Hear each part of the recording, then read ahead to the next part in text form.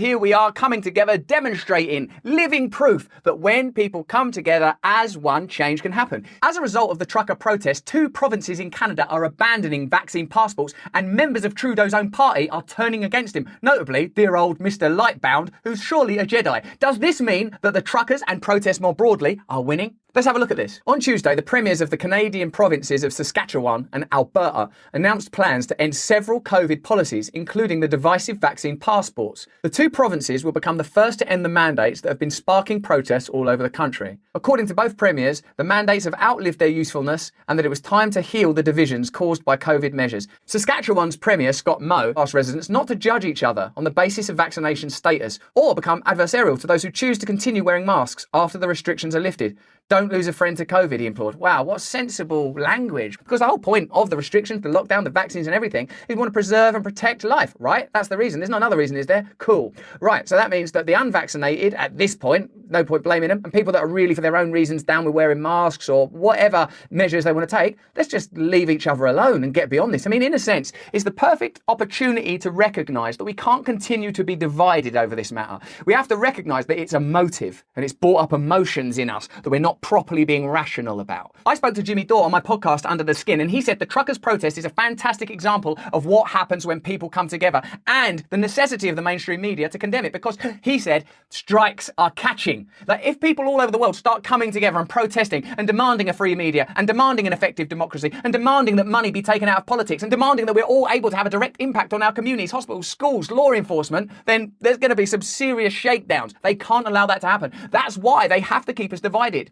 Meanwhile, a backbench lawmaker from Justin Trudeau's own caucus is accusing the Prime Minister of dividing and stigmatising Canadians by politicising vaccine mandates and COVID-19 restrictions. I mean, don't you remember from the reporting that much of it was actually about shaming people? People were telling you they shame each other. Mais il y a aussi des gens qui sont farouchement opposés à la vaccination. Qui sont extrémistes. Qui croient pas dans la science, qui sont souvent misogynes, souvent racistes aussi.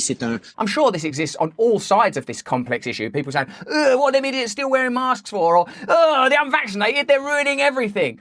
Let's just try and look at the facts and take the emotion out of it, wherever you stand on this issue, because that way lies a type of freedom. Joel Lightbound delivered the stunning, scathing assessment Tuesday in Ottawa with the big rigs of the so-called Freedom Convoy just outside the door. Both the tone and the policies of my government changed drastically on the eve and during the last election campaign, said Lightbound, whose name makes him sound like a Jedi. A decision was made to wedge, to divide and to stigmatise. I fear that this politicisation of the pandemic risks undermining the public's trust in our public health institutions. If they kill me, I will just come back stronger, he concluded. His concerns trace back to the launch of last summer's election campaign when Trudeau introduced a wedge on day one to highlight the philosophical clash between the vaccinated and the vaccine reluctant. Months later, Lightbound says Canada is seeing negative consequences of the approach. The trucker movement is the consequence of Trudeau's direct approach. Too draconian, too immutable, too lacking in conversation, too lacking in trust of ordinary people, too condemnatory of huge swathes of the population, too vilifying. This movement is what happens when people aren't included in democratic process and when they're pushed too far. Lightbound says he condemns hideous acts and symbols displayed by some demonstrators, and he has no sympathy for far-right extremists. We should be clear, due to the nature of this protest and its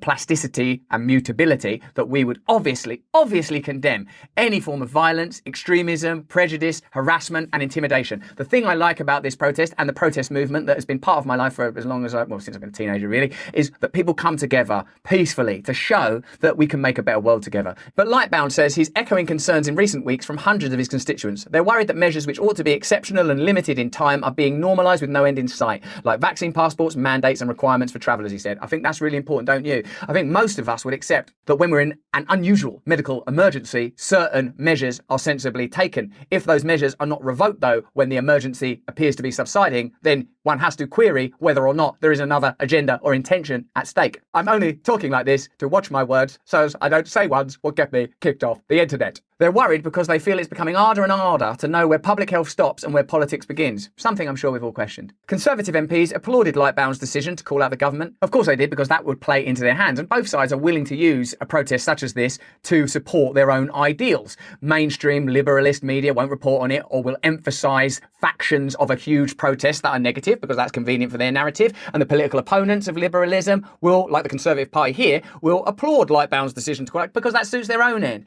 What I think is interesting is that the organisers of the trucker convoy refused to accept an endorsement from People's Party of Canada leader Maxime Bernier, stating explicitly that it was vital for the movement to keep politicians out. And again, why is that? Because we know that politicians have allegiances, responsibilities, and let's face it, funding that prevents them from being entirely honest. And we wouldn't be in this situation if politicians were able to meet and respond to the needs and requirements of ordinary people, because then you'd have a democracy. You'd have the thing that it is claimed we have. The last thing we want is to have this whole idea of unity amongst Canadians from across the political spectrum and the cultural spectrum, to have that be detonated by politicisation, stated Benjamin Ditcher. Obviously, after the events of January the 6th, both parties sought to mobilise and create advantageous legislation. In Florida, Republican Governor Ron DeSantis invoked the Capitol riot to reintroduce and pass into law a repressive anti-protest bill that had previously failed. 88 such anti-protest bills have been introduced around the country since the Capitol riot by both Democrats and Republicans. We'll tag the video at the end. The point that we're trying to make is, of course, politicians of both parties use situations like this to their own advantage. Not to your advantage, to their advantage. Now, for an unbiased look at this situation, we're going to look at Russia Today. Why are you using Russia Today? Russia Today's biased. There ain't no news anywhere else. No one else will report on it. So we've got to turn to Russia Today, all right? Bouncy houses for the children, free food and coffee, music. Looks absolutely bloody brilliant. There's a winter wonderland, this trucker protest. More like a winter carnival than a protest, but a protest it is. I really believe in freedom, but I also like to be nice and snuggly and warm. I'm glad this is happening in Canada and not here. Thousands of people streamed into the city, including many families, over the weekend to join in the protest.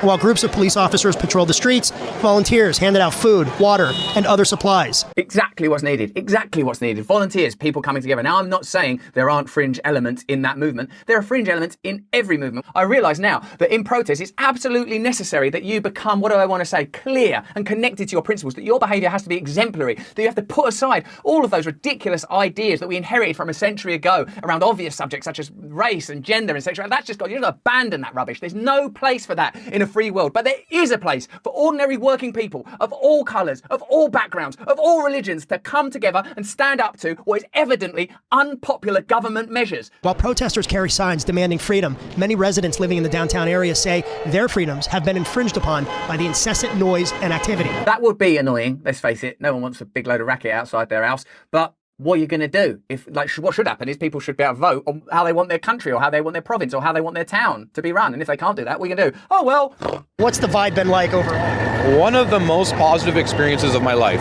Top 5. Like, everybody here is positive. Even most of the cops are too. I'll say that. Even if you don't agree with this particular protest, you have to agree with protest itself. Even if you acknowledge that in any group of 20,000 or 100,000 people, there are going to be, in every single individual, there are problems and there is complexity. But in general, the right to stand up against your government, the right to stand up for what you believe in, surely that's fundamental. Several questions remain, including how much longer can or will the protest continue, and whether or not the fight over freedom from Canada's vaccine mandates has become a battle of wills instead. Now, obviously, if it comes to fruition that there are elements within the trucker movement that are racist or misogynistic, I would obviously condemn that. But I remember when we were reporting on the Indian farmer protest that I saw people say in the comments below, oh, this Indian farm thing, it's only this group that are doing it and stuff. It's like, well, don't you think it's possible that anytime there's a protest, that is one way of challenging the mainstream and institutional power? So there is a vested interest in finding a way to dismiss and undermine that protest. Can you see that? Say these people were all racist bastards. Would that undermine the protest? Yeah, it would. That would definitely undermine it. If I found out they was all racist bastards, I wouldn't be into that.